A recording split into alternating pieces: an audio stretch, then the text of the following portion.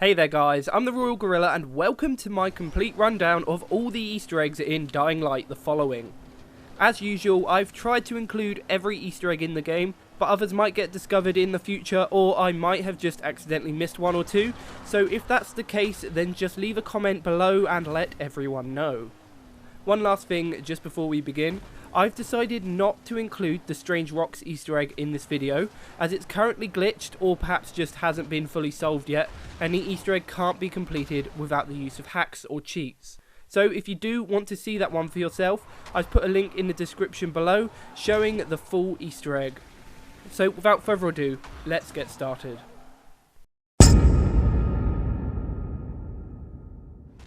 So this Easter egg can actually be done at any point in the game, as it doesn't require any story progression or special equipment. There are 4 simple steps to follow that I'll take you through now. So, step 1, 2 and 3 will all involve picking up specific items. The first item can be found at this location on the map. What you'll find here is a chest underwater near a crashed helicopter. Inside the chest you will find a document called Nuclear Codes, and that's step 1 done. For step 2, you'll be heading to this location on the map. At the bottom of the lake below the dam, you'll find a sunken corpse. By investigating the body, you'll reveal the second item needed for this Easter egg, the military activation card. The final item can be found at the granary, which is here on the map. Now usually inside this warehouse there will be a Goliath, which you'll either need to fight or avoid, but what you're looking for in this area is a chest. Once you get it open, you'll get the final item, which is the military transport key. Now for the final step of this Easter egg, you'll need to come to this location. Here you'll find an abandoned military convoy. Now, here's where the items come in. First, you can use the military transport key to access this lorry. Once inside, you'll find an unarmed nuclear weapon. To the right of the bomb, you'll be able to use your military activation card to activate the computers, which you can then hack to activate the nuke. Finally, you can use the nuclear codes on the bomb itself to arm the weapon.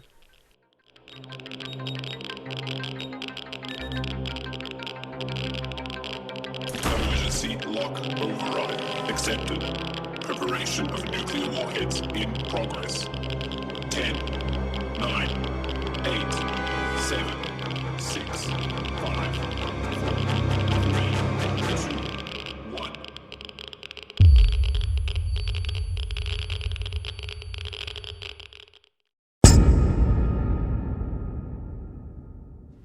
While you're exploring the countryside of the following, you can find an abandoned house at this location on the map.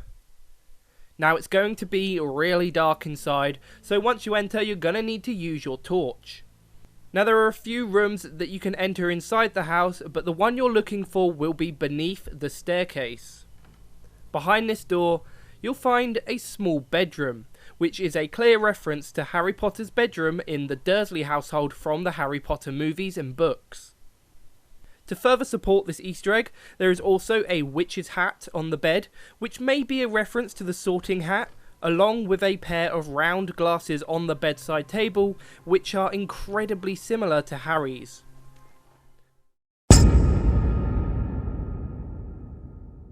We're going to be getting spooky with this next Easter egg, which can actually be found in the exact same house as the Harry Potter Easter egg, which, as a quick reminder, is located here on the map.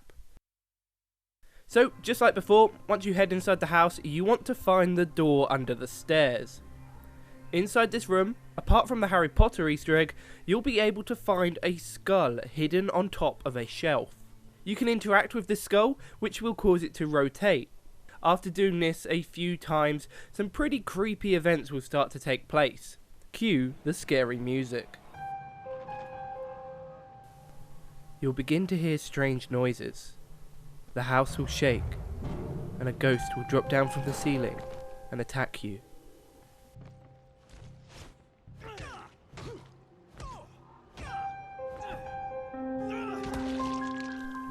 But the Easter egg doesn't end there. If you try to leave the house, you'll find the door has been locked. Heading upstairs will have you witness more paranormal events, as shutters slam shut, locking you inside the house. Another ghost will attack you.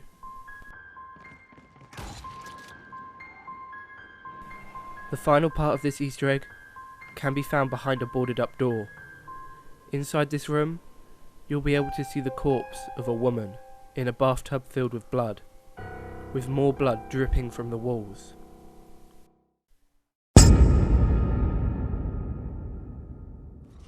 Scattered around the map in the following, you'll come across a few powerful boss zombies. There are a couple of these zombies that have recognisable names, such as 4 here, but there are 2 that we're here to take a look at today, which are David and Goliath. These 2 can be found way out on an island in the ocean around here on the map.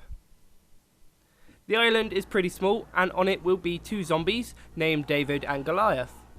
Fitting with the biblical story, David is a small yet powerful zombie, and Goliath is a hulking brute.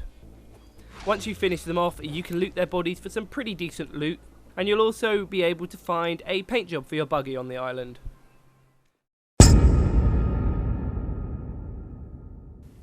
The next Easter egg we'll be taking a look at is found at this location on the map. What you'll find in this location is a reference to the movie No Country for Old Men. This particular Easter egg is a favourite of game developers, it would seem, as it's been featured in multiple games recently, including Grand Theft Auto and Fallout. This Easter egg references the aftermath of a shootout, which is a scene directly from the movie.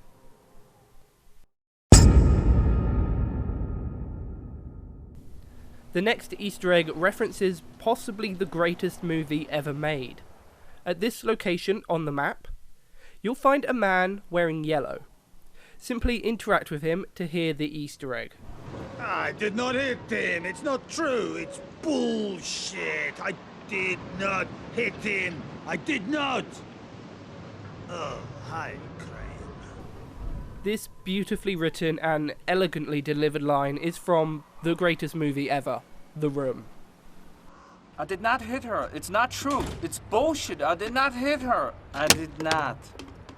Oh, hi, Mark. Oh, hey, Johnny. Our next Easter egg can be found at this location on the map. In this location, one of the vans being used as the walls of the safe zone will be a reference to the TV show Parks and Recreation.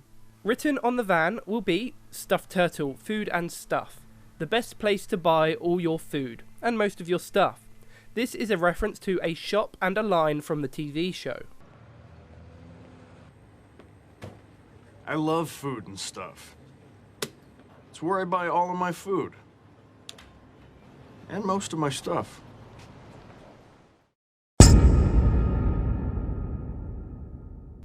The base game of Dying Light had a few secret developer weapons that I featured in my last Easter egg rundown.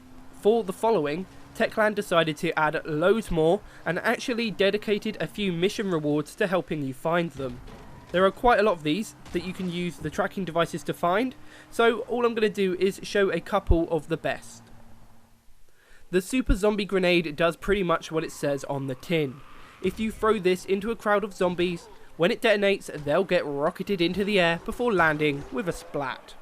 It's a fun weapon to use, but its cost and small blast radius make it more of a toy than anything useful in your arsenal. The Ballet Grenade is very similar to the Super Zombie Grenade, however, rather than sending them skywards, they simply do beautiful pirouettes on the spot before simply dropping dead.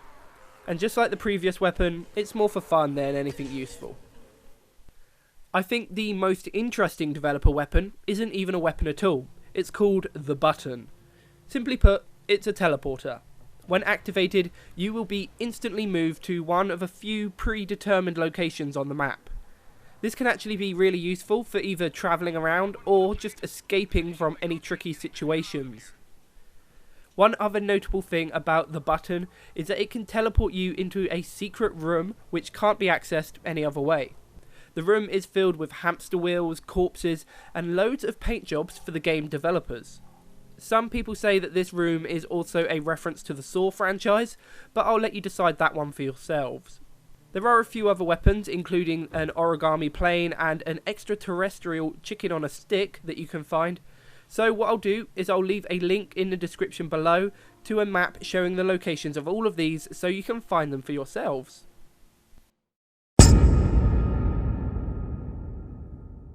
For the next couple of Easter eggs, we're going to be joined by Heart Start Repeat, also known as Lauren. Hello! Dying Light has never been afraid to include references to famous movies in the game. Well, one of my favourites, Indiana Jones, makes an appearance in the countryside in the following. In order to find this Easter egg, you'll need to come to this location on the map. Now, a word to the wise, this is actually a volatile hive, so if you come here searching for this Easter egg, you'll need to be a bit careful. All you need to do is make your way through the cave in this area, and just off the side of one of the first main chambers, you'll find a small passageway leading to the Easter egg. So what you'll be able to find in this location is the skeleton of an explorer. The skeleton will be wearing a hat, which is similar to Indy's, and beside him on the ground will be a piece of rope representing his whip. There will also be a bag of stolen valuables and a burning torch on the ground. The next Easter egg we'll be taking a look at actually references the base game of Dying Light, so if you haven't played through the main game before, then just be wary of very minor spoilers. In Dying Light, during the quest Mother's Day, you will meet a man named Ghazi, who had recreated his mother out of a bucket and some sacks. Written on this dummy's chest was, "World's Best Mum." Well, Techland have included a really funny Easter egg in the following, referencing this character and quest. To find this Easter egg, what you'll need to do is come to this location on the map. Once here, what you want to do is head into the warehouse roof and inside through the open window. What you'll find inside will be an almost identical dummy. However, this time it will be wearing a hat and have "World's Best Dad" written across its chest.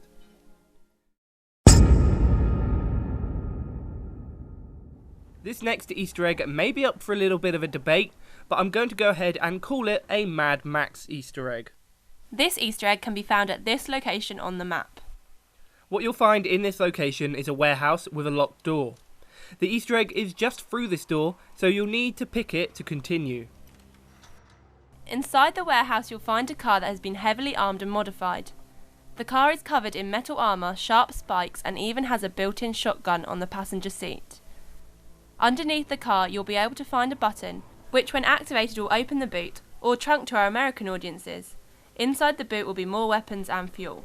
So, as I mentioned before, there's a bit of a debate as to whether this is actually a Mad Max Easter egg or not. I'm inclined to say that it is, for a couple of reasons. The most obvious thing is that the style of the car is very similar to those from both the Mad Max movies and the 2015 game. Max's signature weapon is of course his shotgun. Fuel is really important in the Mad Max universe, hence why you can find it locked away in the boot, and also the passenger door has been replaced with a police shield, which could relate to Max being an ex-cop.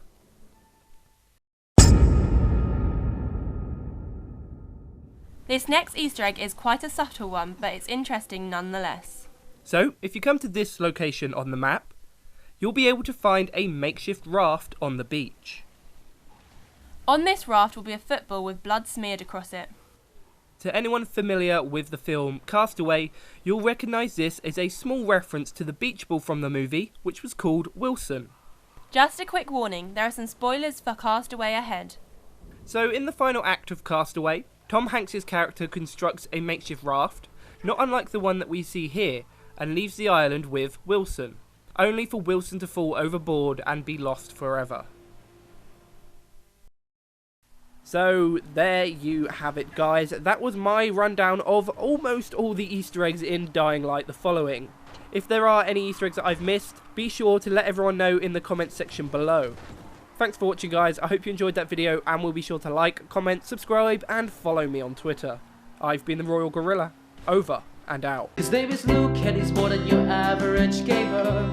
No ordinary let's player. Know about Easter eggs much better. Da da da da da da. His name is Luke, aka the Royal Gorilla. Even bigger than the giant Godzilla. Follow him in every game he goes. Da da da da da da. He's almost got everything you need, from GTA 5 to Assassin's Creed.